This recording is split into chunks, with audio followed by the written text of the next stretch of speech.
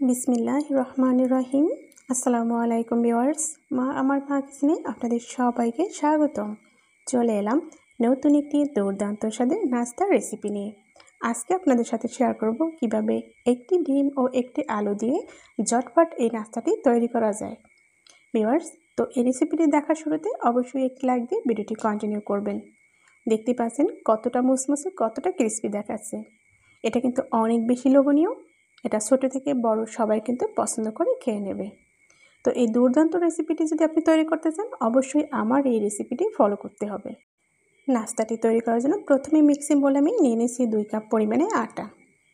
এখন আমি দিয়ে দিচ্ছি স্বাদ মতো লবণ, দিয়ে দিচ্ছি হাফ চামচ পরিমাণে বেকিং পাউডার। খুব সুন্দর করে একটু নেড়ে মিক্সড করে নেব। এরপরে অল্প অল্প পানি দিয়ে খুব সুন্দর একটি সফট ডো তৈরি করে নেব। ভিউয়ার্স, আপনারা যারা ভিডিও দেখছেন কিন্তু লাইক দিচ্ছেন না, অবশ্যই একটি লাইক দিয়ে ভিডিওটি কন্টিনিউ করার চেষ্টা করবেন। দেখতে পাচ্ছেন ডোটা তৈরি হয়ে গিয়েছে।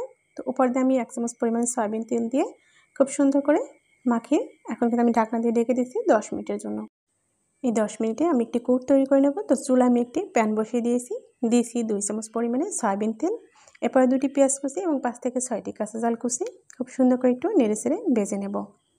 যখন হালকা একটু ভাজা হয়ে যাবে তখন ওই মুহূর্তে আমি পেঁয়াজটাকে একটু সাইড করে দিয়ে দেবো একটি ডিম। আমি চুলার আঁচটা কিন্তু মিডিয়ামে রেখেই এই কাজটা করছি। দেখতে পাচ্ছেন আমি কিন্তু একটি ডিম দিয়েছি। এটা আমি ভালো করে ফেটিয়ে খুব সুন্দর করে ঝুরঝুরা করে একটু ভেজে নেব। যখন এরকম ঝুরঝুরা এবং ভাজা হয়ে যাবে ওটাকেও আমি একটু সাইড করে রেখে দেবো। এখন আমি দিয়ে দিচ্ছি সিদ্ধ করে ম্যাশ করে রাখা 2টি আলু।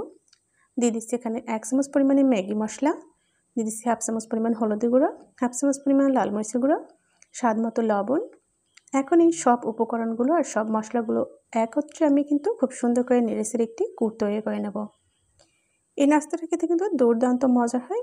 আর দেখতে পাচ্ছেন কুটটা কিন্তু কত সুন্দর তৈরি হয়ে গেছে। অনেক সুন্দর একটি কুট তৈরি হয়ে গেছে। তৈরি হয়ে গেল কিন্তু নাস্তার একদমই উপযুক্ত একটি কুট। এভাবে কিন্তু আপনারা কুটটা তৈরি করে নেবেন। এখন আমি কুটটা কিন্তু চুলাটা নিভিয়ে উঠিয়ে নিচ্ছি। দেখতে পাচ্ছেন কুটটা দারুণ হয়েছে কিন্তু। এখন আমি ঢাকনা দিয়ে যে ডেকেছিলাম সেই ডোটা আমি ঢাকনা সরিয়ে বোটের উপর নিয়ে নিচ্ছি। ডোটা খুব সুন্দর করে মথে এই ডো থেকে আমি কিন্তু খুব সুন্দর ছোট ছোট লেজি কেটে নেব। তো দেখতে পাচ্ছেন আমি কিন্তু হাতের সাহায্যে খুব ছোট ছোট বলের মতো এই লেজগুলো তৈরি করে নিচ্ছি। একই পদ্ধতিতে আমি অনেকগুলো লেজি করে নিয়েছি।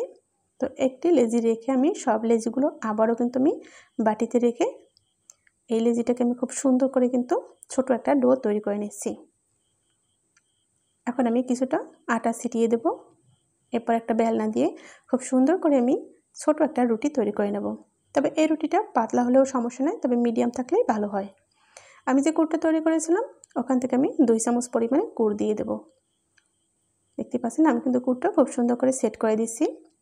ভিউয়ার্স, এই ভিডিওটি সবার মাঝে বেশি বেশি করে শেয়ার করে দিবেন, তাহলে আপনিও দেখতে পাবেন এবং অন্যকে দেখতে আপনি কিন্তু অনেক বেশি সহায়তা করলেন। নাস্তাটা যখন আলু দেওয়া হয়ে গেছে বা কুটটা দেওয়া হয়ে গেছে ওই মুহূর্তে আমি চারো সাইড থেকে একটু পানি লাগিয়ে দিচ্ছি। কীভাবে আমি সাইডটা ভাঁজ করে উঠিয়ে লাগিয়ে দিচ্ছি দেখে কিন্তু বুঝে নিতে হবে।